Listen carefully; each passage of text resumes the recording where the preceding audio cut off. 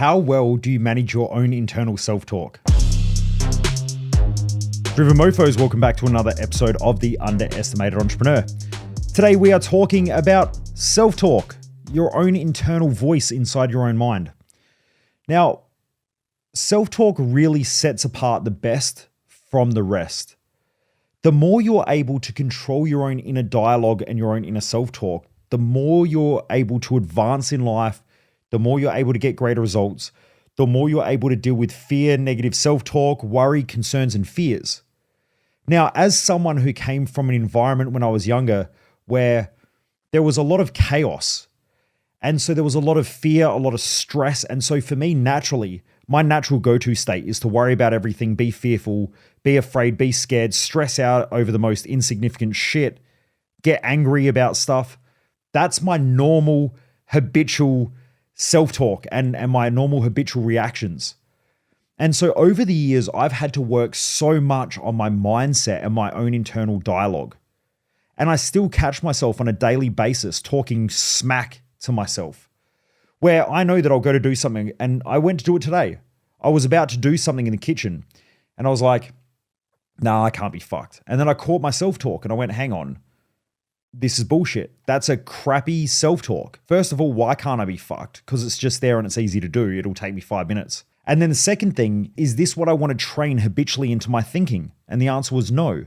So then I came up with a better strategy. And that strategy in the better self-talk was every time I say that I can't be fucked or I can't be bothered, I'm going to train myself to go, I am going to do it, to push against that belief.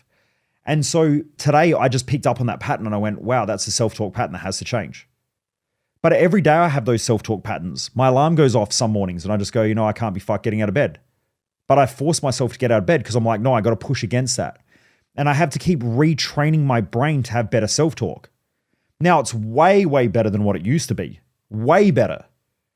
Right? When I was young, I was just full of negative self-talk, doubt, fear, worries, concerns. But what I learned is that I've got to consistently be aware of my own internal dialogue or my own internal self-talk. And then I have to get good at reframing it. So sometimes I'll just say, oh, it's too hard. And then I stop and I go, what's a better question? And then I ask a more effective question. And it's not why is it so hard? It's how can we do this in an easy, effective way? And then my brain goes, now we lock on. So the more effective you become at managing your self-talk, reframing it, the better the results you're going to have. Because we have habits of thought, habits of emotion, and habits of action and behavior. They all keep reinforcing each other. So if you have a habitual thought, that habitual thought will become an habitual emotion.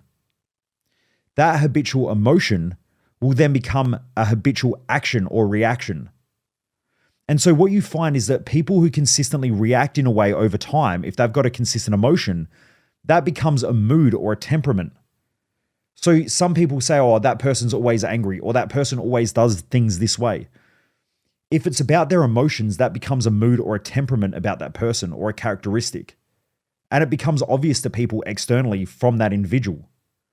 That originally started as a thought. So the more you can control your thoughts, then the more you can control your emotions. The more you can control your emotions, the more you can control your behaviors. If you have empowering thoughts, you'll have empowering emotions. And if you have empowering emotions, you'll have empowering actions. I can tell the difference between people who reinforce empowering self-talk over disempowering self-talk, because when I'm on the phone to them and it comes time to make a decision, those who make fast decisions know what they want and they back themselves and then they just go for it.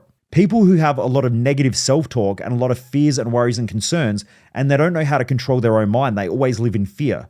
And so they become indecisive. And when they're indecisive, they put things off because they think that putting things off then stops them from making that decision. Or they can avoid making that decision. But the truth is it just puts off making the decision for longer.